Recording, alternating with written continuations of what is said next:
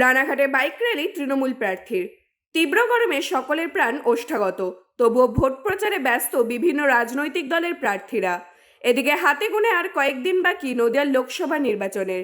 এবার প্রখর রোদে সুবিশাল মোটর বাইক নিয়ে র্যালি করলেন রানাঘাট লোকসভা কেন্দ্রের তৃণমূল প্রার্থী ডক্টর মুকুটমণি অধিকারী। তাহিরপুর থেকে এই র্যালি শুরু হয় আজ।